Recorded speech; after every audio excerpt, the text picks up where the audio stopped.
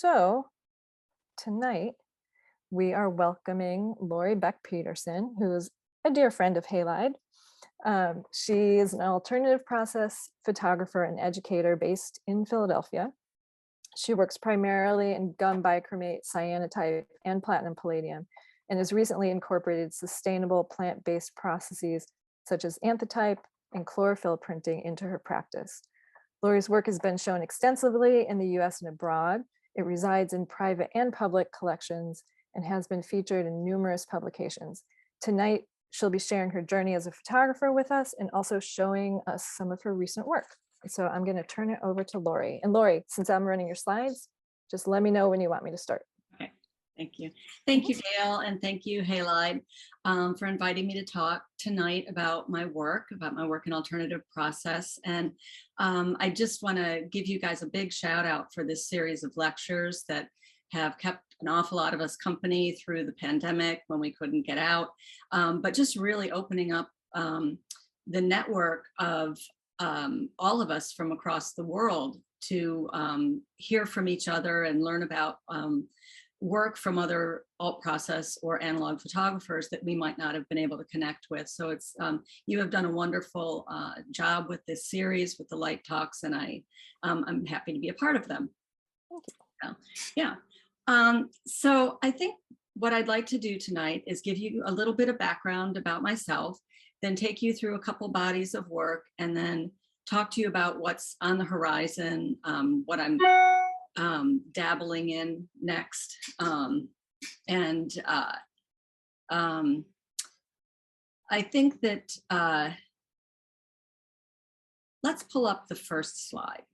Dale and I did a run through. We had a little bit of a glitch. So Dale's going to be running my slides for me. So I apologize that I'm going to have to keep saying next slide, but we're going to get it. We're going to get it together. So I started my career as a commercial photographer and had the good fortune of getting a job with Eastman Kodak right out of college. And that started me on a journey of doing commercial work and really kind of putting some of the things that I learned when I was in college to the back burner for a while.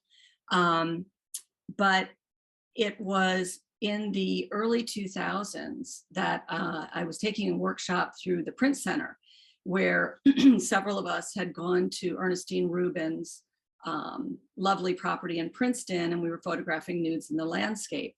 And it was Ernestine who said to me, you really should consider your work in alternative process, in gum bichromate and cyanotype, and you really should connect with Sarah Van Kuren at the University of the Arts. And I did. And it was at that point that I sort of shifted my thoughts about my personal work.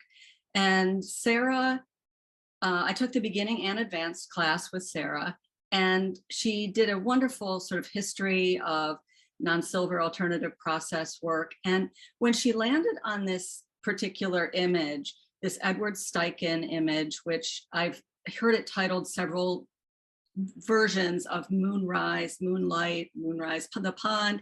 Anyway, we refer to it as Moonrise. When she got to this image, I had this moment of just sort of awe about the layering and the mystical landscape that Steichen was able to create without all the tools that we have today, where he was working with a platinum print, but then layering with cyanotype and layering some of his work with gum bichromate. And it really just opened up my path forward. And so I think of this image often when I'm working, and sometimes I'm not trying to copy anything. I just arrive at times thinking, wow, this is just so beautiful that we can interpret the landscape the way we want as artists, the way we may have seen it, the way it may have felt to us when we were out there making the image. So it led me to my first body of work, which is in gum bichromate. So next slide. you can actually, the title of this body of work is Visible Obscured. You can go to the next image. So most of my work is landscape based, and most of the work deals in some way with the growth and decay of a forest. It deals with the spaces in between the trees. It's often photographed during the winter, the late fall, the early spring, when all the trees don't have leaves. And I think that this really relates to my childhood in upstate New York, where it's pretty dark most of the time for many months of the year.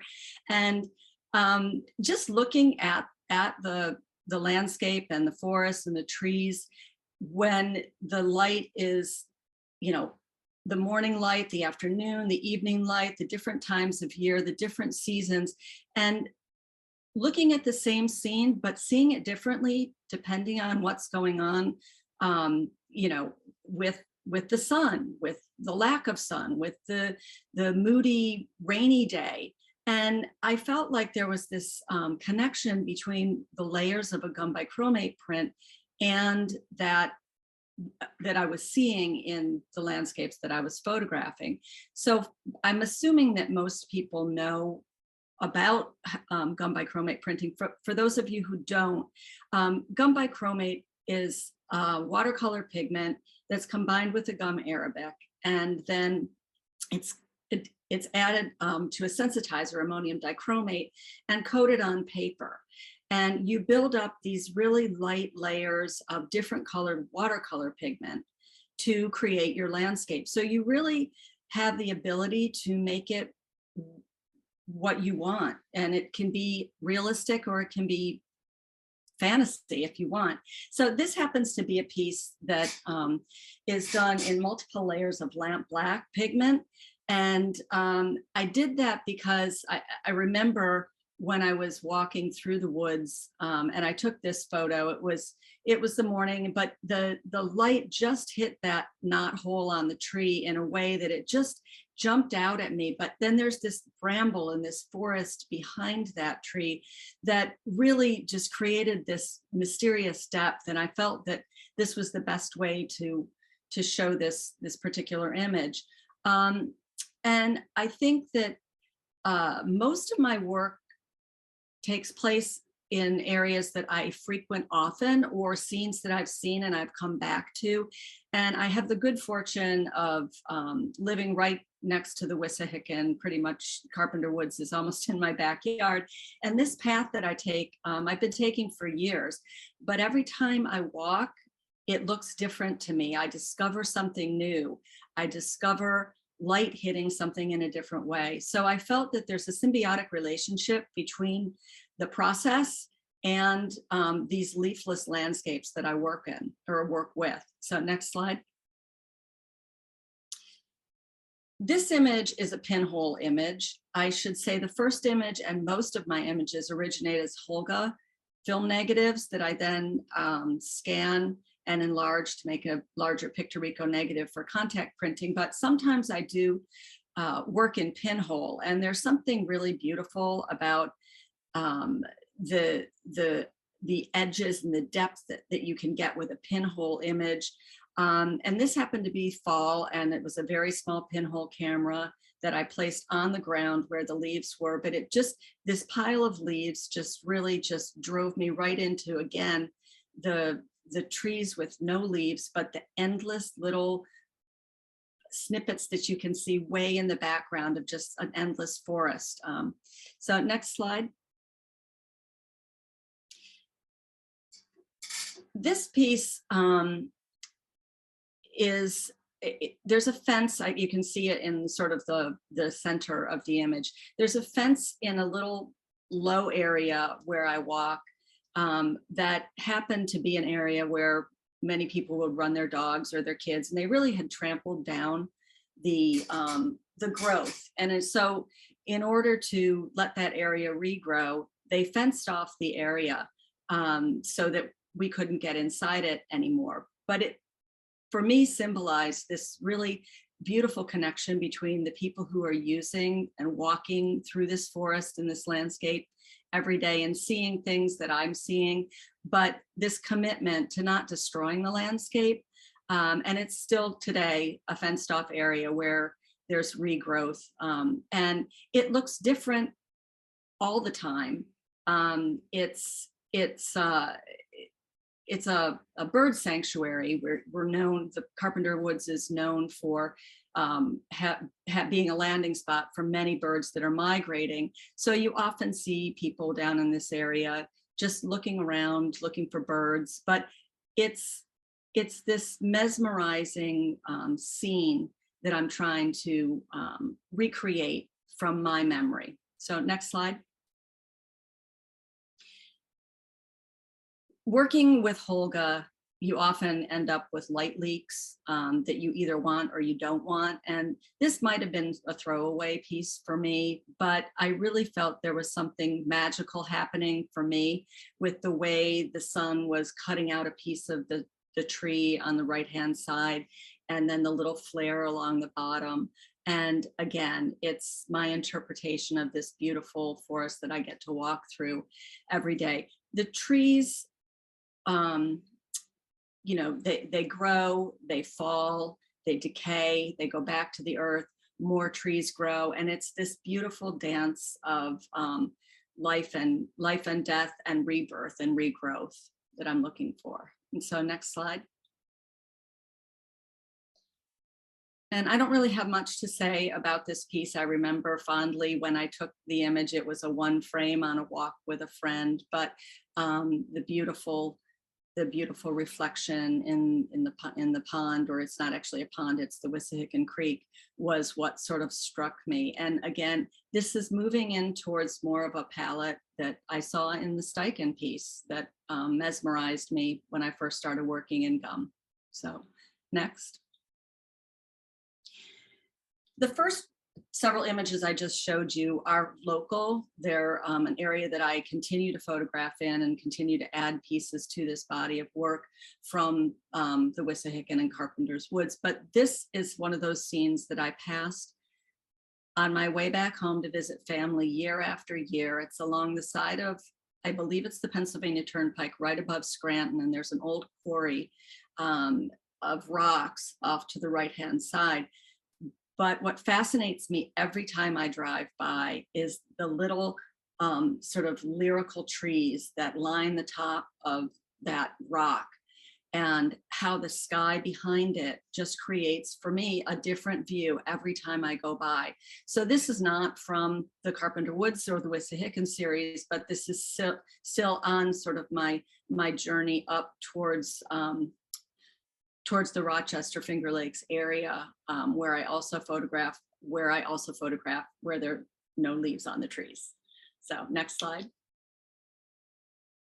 And this brings me to two pieces that are in the Montezuma Wildlife Refuge, which is along the Thruway in upstate New York near the Finger Lakes. And I happened to be taking a workshop with a friend with Franz Scully Osterman, learning to make albumin prints. And on the way back, my friend and I, being photographers, you have to stop somewhere and take photos. But what I really appreciated about this landscape is it's different from what I was doing locally, but I had the freedom with working in gum to sort of create whatever time of season might be behind that large tree. I could interpret that any way I wanted to. It could be snow. I could have made it, look like water. And that beautiful Antwerp blue that's coming through the back of the sky, again, was not intentional. But then as I'm looking at it, I can continue to see my fondness for the Steichen piece. So next piece, next slide. And this was taken there as well. I think that don't go ahead yet, Dale. I think that this is the last piece from Visible Obscured. But one of the things that I wanted to talk about, and I know that other artists who work in process may come across this as well, is that if if you've been a silver photographer or a digital photographer, you're used to being able to make an edition or make multiple prints of the same piece. But when you work in process, that never really happens. You are making a unique print each time because you can't recreate it the same way, and nor do you really want to. I think that that's kind of maddening, because it's never going to work. But I wrestled a lot with trying to let go of work when I sold it, but then not have it be with me as part of the body of work that I just made. And I was just, it took me a while to sort of embrace that. And it was a friend who said that my friend Kevin Martini Fuller said, I think that you need to, in some way, assemble this body of work so that you have something that contains all the pieces to Visible Obscured. So next slide, Dale. So Kevin, in addition to being an amazing alternative process artist, also makes beautiful clamshell book cloth boxes. And what we arrived at together was to get a series of archival inkjet prints of everything in Visible Obscured that would sit in a well in the clamshell box. And then we would put one unique original gum bichromate 8-ply matted print on top of it, so that it was a whole set of all of the images, but it wasn't every single gum bichromate piece.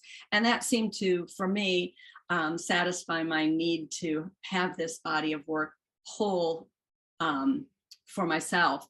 And let's go to the next slide. And there you see it sitting out, and that is my studio. So I think that I'm past that now, with feeling like I need to hang on to a piece, or trying to make it again, because as the landscape, just as the landscape changes during the seasons and during the light, so do my gum pieces. So they're never the same. So next slide.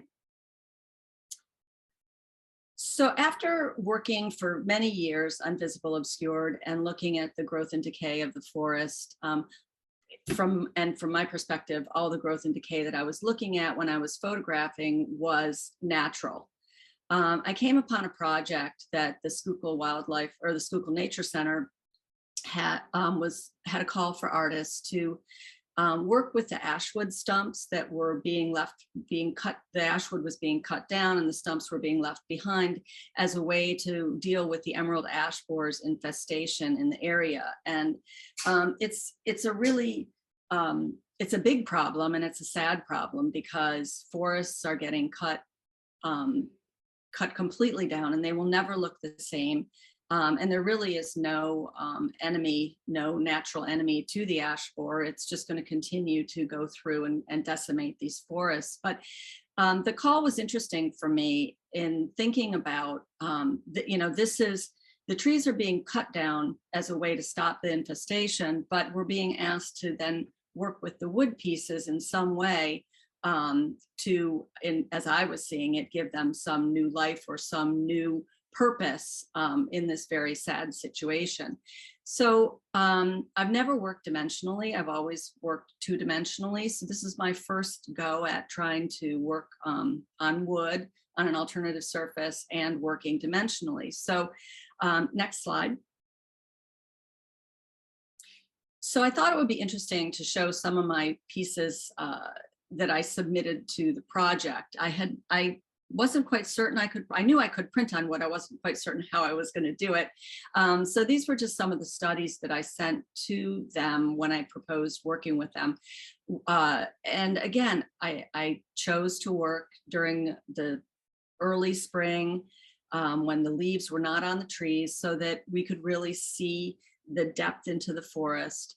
And those were my reference images. So just a little note, if you've never seen what an ash borer will do, the top left image shows all the little larval galleries made by the eggs that the ash borer lays in between the bark and the wood. And that is actually what kills the tree. So next slide. So here's just another study. I wasn't sure what direction I was going to go. And at one point I thought I might try gum. I wasn't sure, but these were all preliminary sketches that I made before I was asked to come on to the project. So next one, I think I have one more reference slide. And here is just an illustration of the ash borer printed on or overlaid onto these wood samples. So next. So I wanted to show the full installation because my intent was never to show the works on paper as part of the project. My intent was only to print on the wood. And as I started working and as I started doing my survey photographs with my Holga camera, I would print them large in cyanotype just to get an idea of what I might want to use on top of the ash wood. And as I started, stacking up these large prints, I started feeling like there was a real place for them in this project and that they should be incorporated in the project. So next slide. So these are all Holga images of areas that they were cutting down the ash trees. And, I wasn't there before these trees were cut down, so I can only imagine what it looked like. But, it's still addressing the issue of the idea that trees and forests are constantly changing for whatever reason, whether it's natural, whether it's a man-made change. But that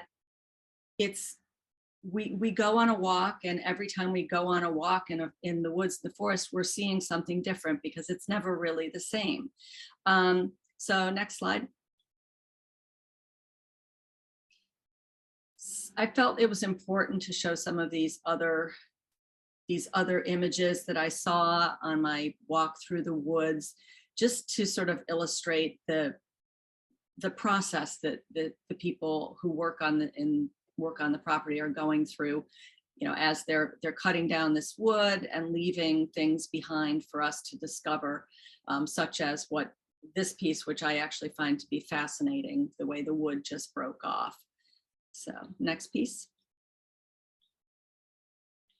And then some of the pieces actually were turned into benches by the people who work on the property. It was not an art installation at all, but it was making use of the wood that was left behind. So the series of images that are on paper, I treated them more like artists or even scientists or anybody working back in the late 1800s would, as sort of a means of documentation rather than a piece of artwork. Anna Atkins documented the botanical specimens. Oftentimes, people refer to these as like blueprints that you would use to make record of something. And so I felt that these were important pieces to go along with the whole body of work, especially as a historical record for the Schuylkill Nature Center. So next slide.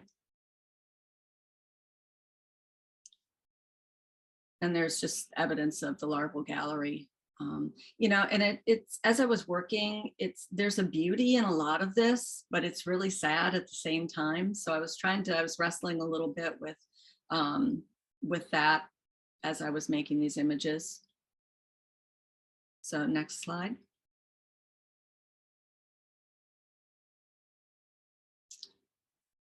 Next slide.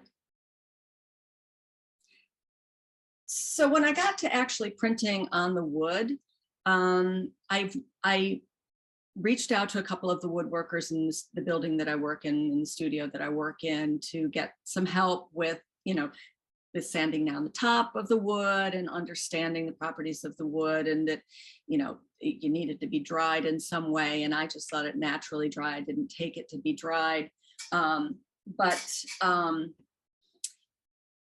wasn't quite certain how I was going to get the impactful image that I wanted on the wood. I was afraid the cyanotype was going to soak into the wood. It was going to be a weak image. It was going to be all blue. It wasn't going to be readable. So I played around quite a bit with coating the surface of the wood, and I arrived at just good old gelatin that I used to coat my Reeves BFK for my gum bichromate prints as a surface, as a layer to put down that my cyanotype can stick onto.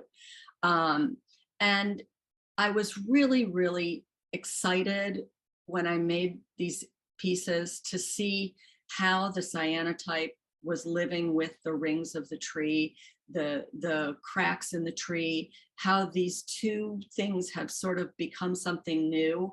And I started looking at these pieces as totems of, again, markers of time, but totems to live out their existence as little remembrances or educational pieces for people to look at about the time that we're going through right now, where these trees are being cut down. So next slide.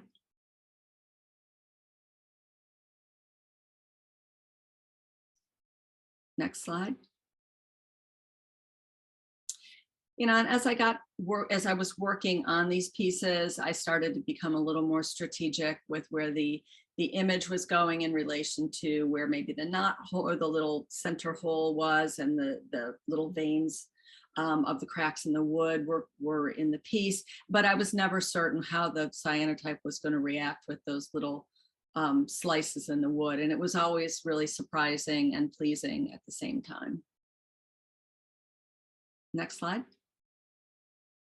So this can't really be any more a nod to Anna Atkins with the ash leaves as botanical specimens laid down as a photogram right on top of the piece. I will say, and you'll see it in a few slides, that these larger pieces were often, everything was done outside, and these larger pieces were often rinsed off with a hose or in a kiddie pool because they were too big to get inside of a utility sink or too heavy for me to carry downstairs, you know, to get them dunked in some water.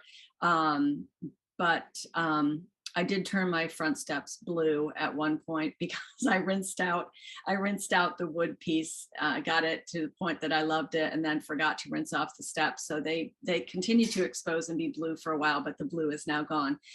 But what I will say is I wasn't certain how these pieces would hold up outside. And I will show you some installation pieces of some work that now does sit outside and live outside. And I am amazed at how well the cyanotype is holding up. And I feel that maybe even the wood is going to start to decompose before my cyanotypes are no more. So we shall see. But next slide.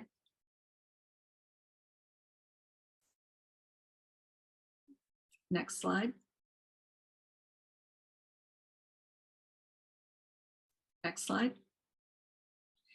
So one of the things that was interesting that I learned about these pieces is that the stumps really encourage the viewer to engage with the piece, because no matter where you set the piece and no matter how the light is striking it, you either really see the rings of the trees and the cracks, or you see more of the image. And I felt that, you know, maybe setting them down flat wasn't really the way to look at them, but it was a way to look at them.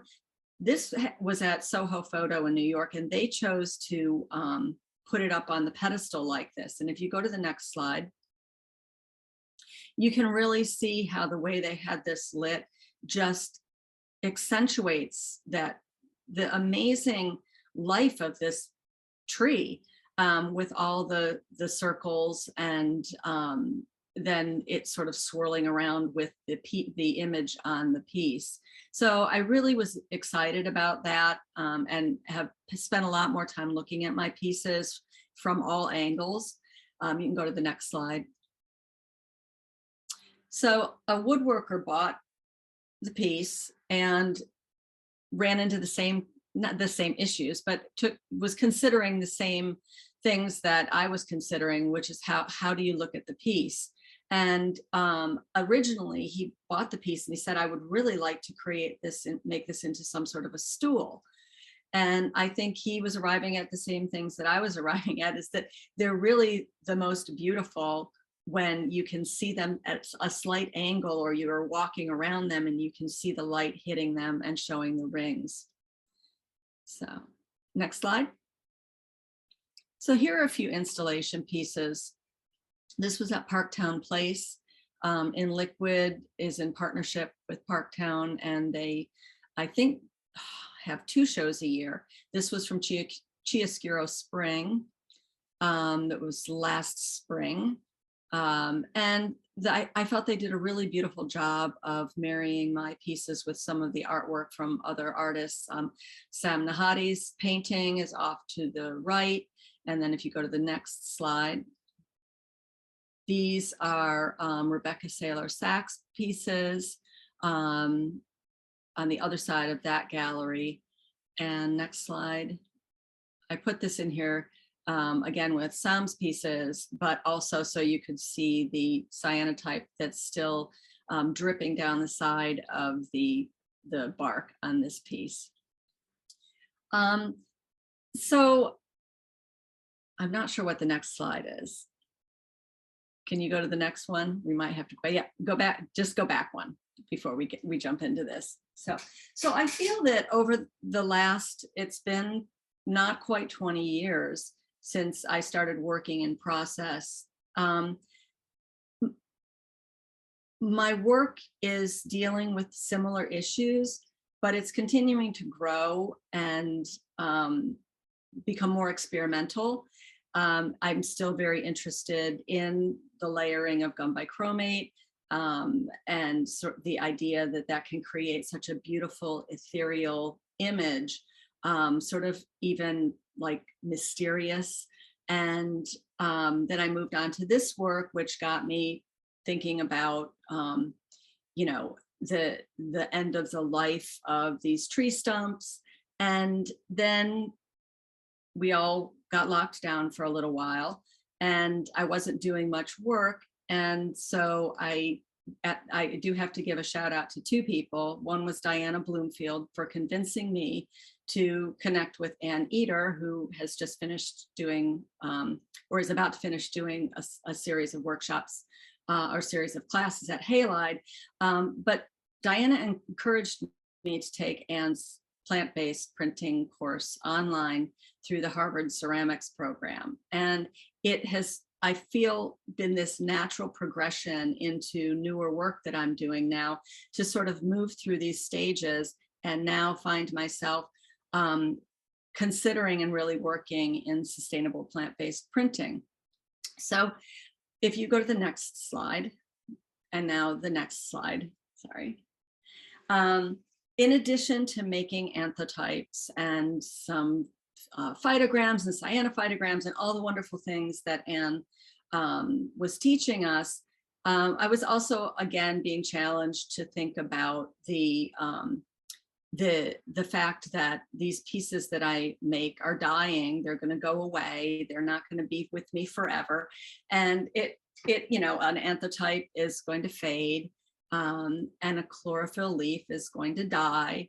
And so, you know, what do we do as artists when we're, you know, not able to, we were trained as photographers and we're not able to hang on to our work and make multiples.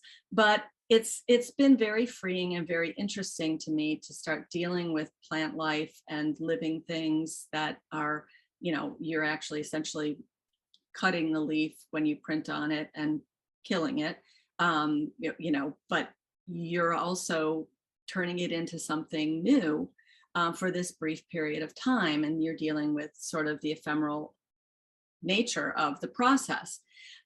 So the first 2 pieces here, this one and the next one, were just my initial jump into working in chlorophyll printing. And the new direction that I'm moving into was really sort of pushed forward by the next piece that we're going to show you in a second.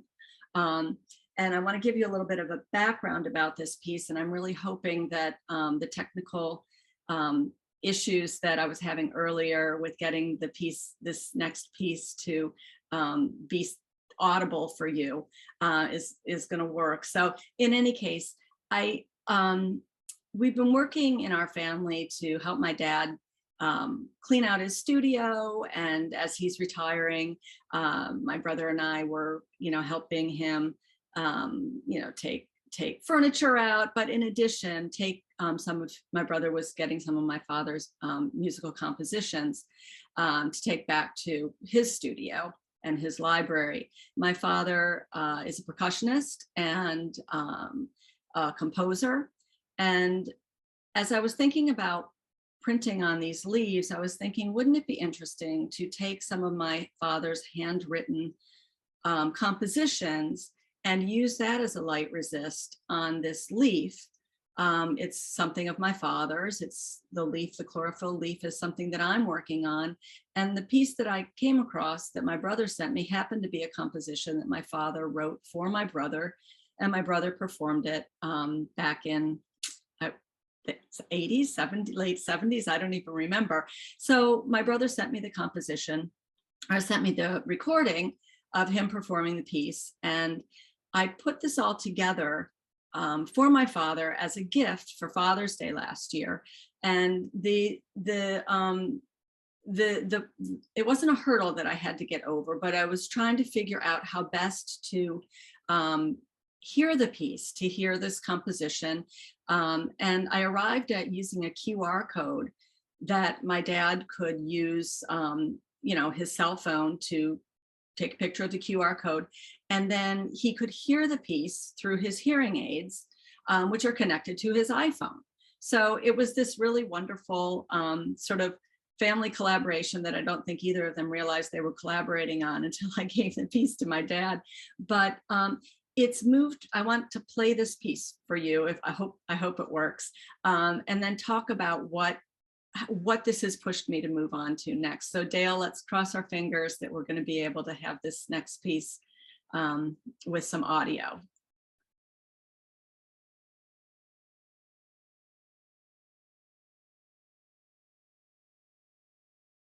I think, did you turn on the sound?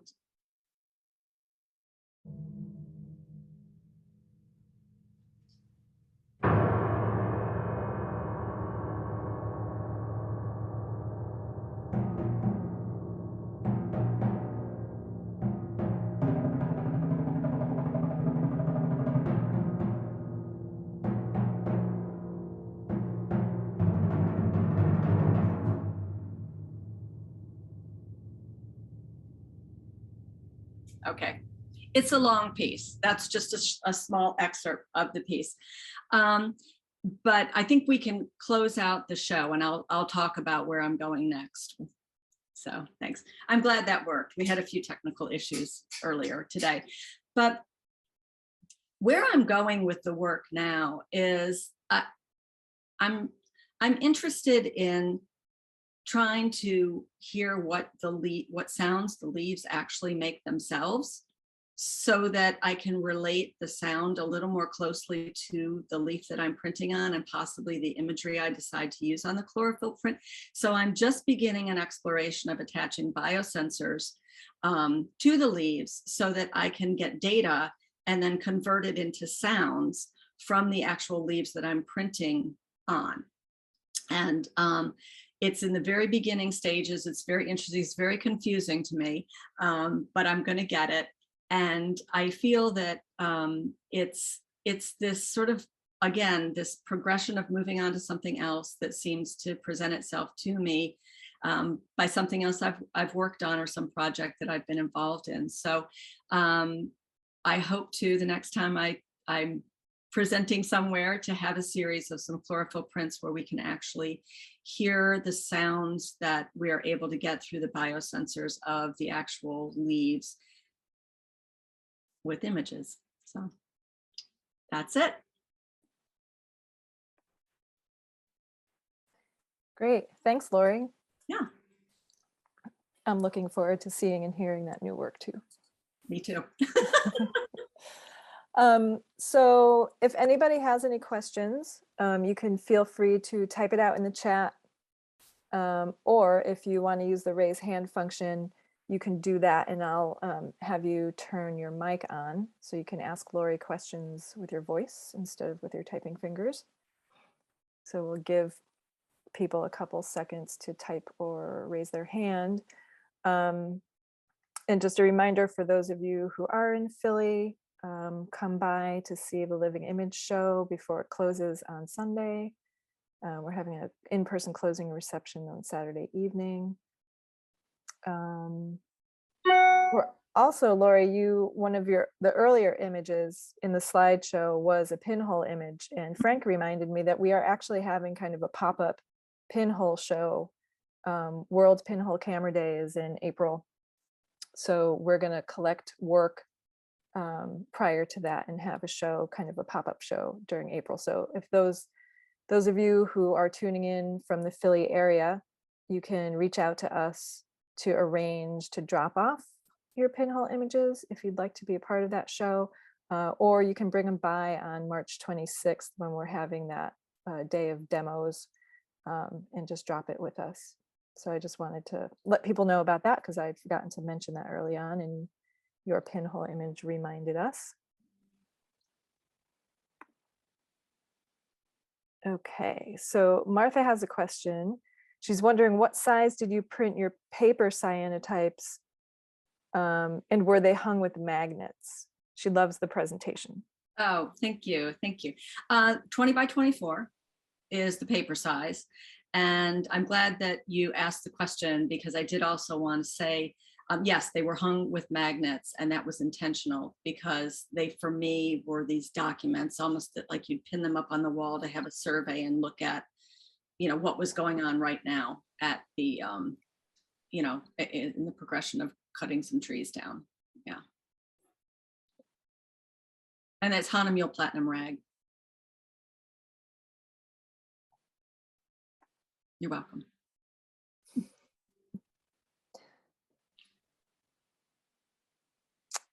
Linda is wondering how you applied the cyanotype solution to the wood. I did 2 coats of gelatin. And I think that I coated them almost the same way I coat my gelatin on my paper for gum bichromate. 1 layer, let it dry, another layer, let it dry, and then I would let the whole thing maybe cure a day or 2. And then I would just coat the cyanotype on there. You have to coat it a little more liberally, I think, than you do paper. And I would kind of turn the wood and look and see, that it was evenly coated.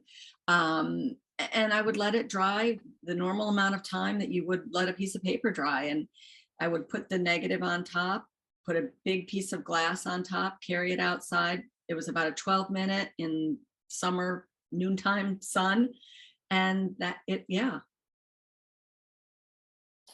Did you make the work? Were you able to take the logs back to your studio and do the work there? Or were you making the work on site? I was not making the work on site.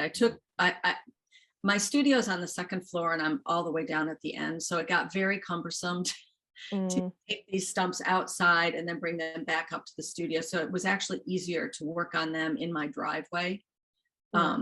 So those pieces were here. There was, Dale, I did look to see if I had some images of the pieces that we attempted outside at the Schuylkill Nature Center.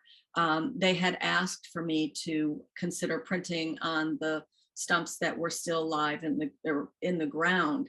And unfortunately, the stumps were so far down in the ravine and there was no access to water that it became sort of a problem to figure out how to get all the water down. I could coat it and I could cover it up so the sun didn't expose it, but how to get the water down there to rinse them out. And then there were some environmental concerns, though cyanotype is fairly friendly.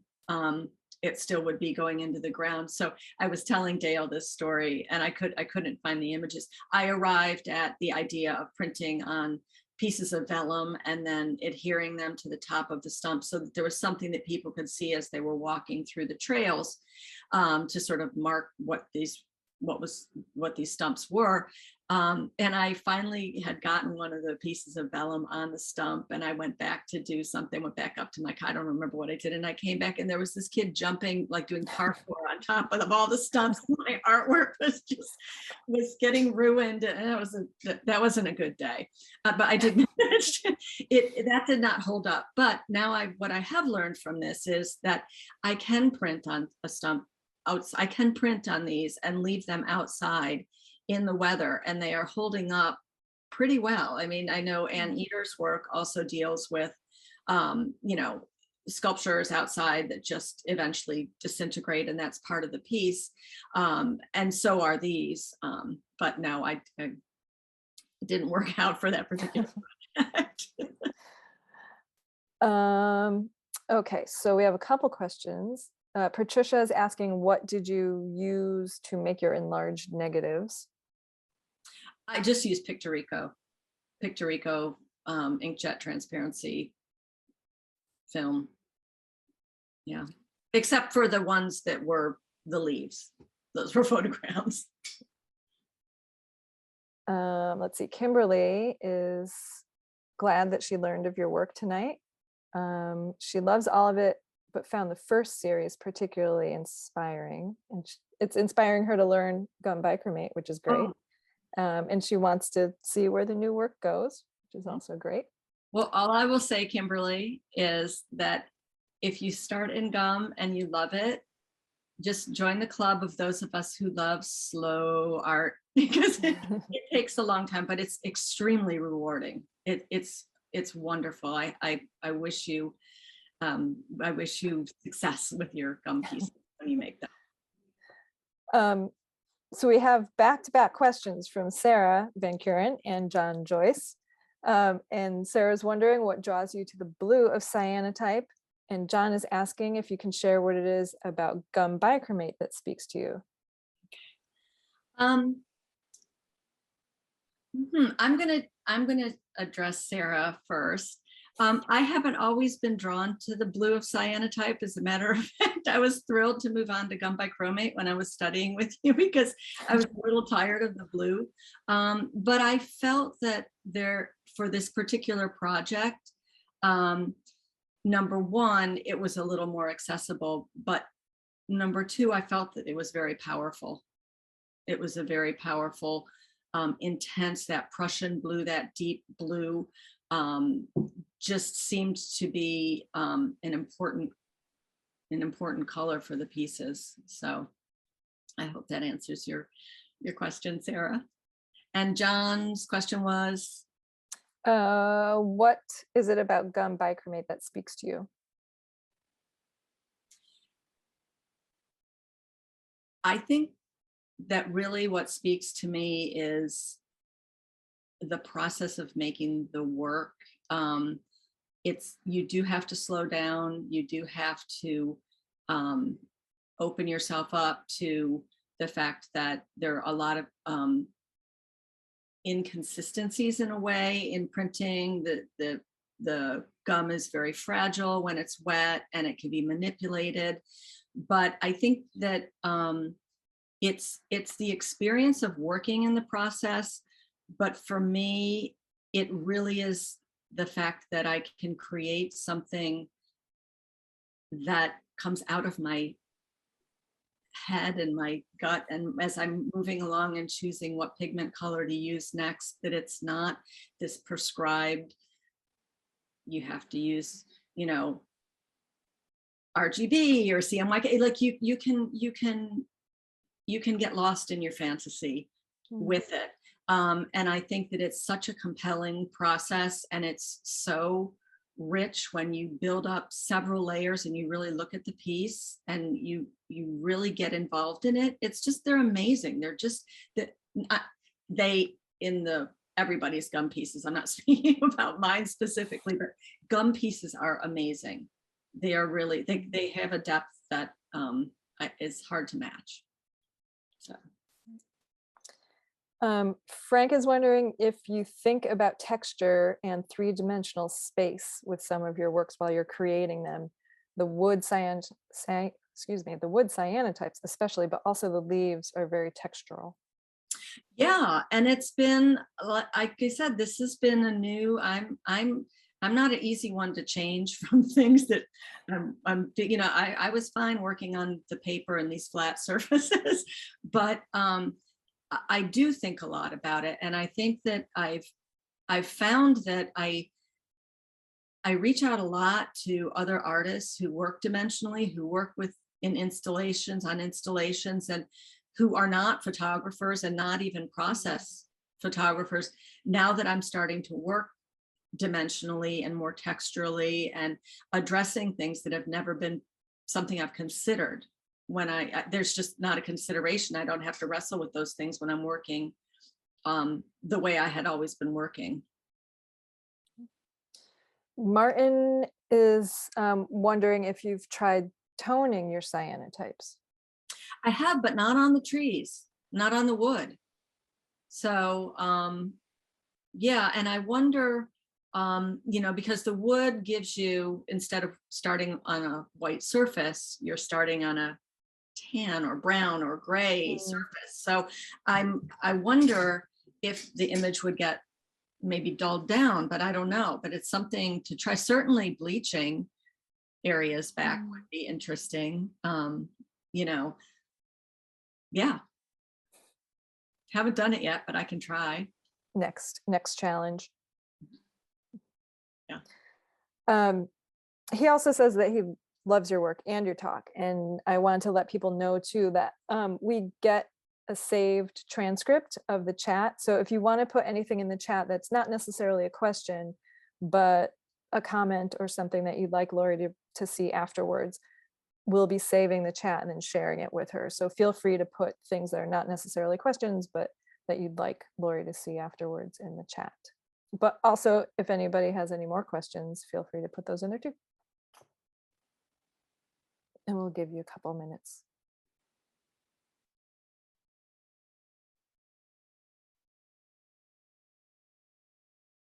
All right.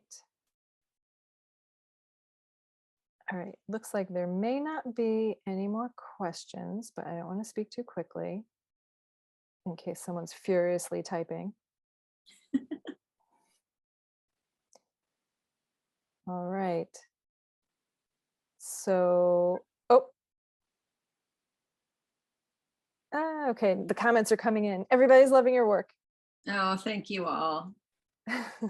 I see I recognize all these names. All Yeah, these friends.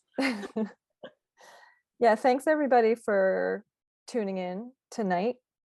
And for those of you who are regulars, we'll be doing another talk in 2 weeks from tonight. And for those of you who might be new to Halide or new to this series, just check our website, the same page where you pre-registered for Laurie's talk. You can see what we have coming up. And we do these talks every other Monday night. Like I mentioned, we have the show Living Image on view until Sunday, in-person opening on Saturday evening. We have the demo day, the day of demos on March 26th for those of you who are local. And again, for those of you who are local, if you'd like to be part of the pinhole show, if you do pinhole work, you can drop it off on March 26th at the event, or you can get in touch with us through the website to arrange a drop-off. And what else do we have? More talks, group critique coming up on March 17th. And I'm sure I'm forgetting something, but that might be it. Check the website, check the social media, and join our mailing list to hear more. All right, Linda's looking forward to your chlorophyll series, and so am I.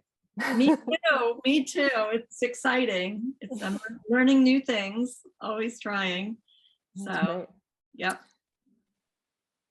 All right. John says that you have reverence for natural forms, which is marvelous. Oh, thank you, John. All right. Thank you to Laurie, and thank you to everyone who came out tonight. And we hope to see you either online or in person soon. Thank you, everybody. Thank you, Dale. Of course. All right, good night.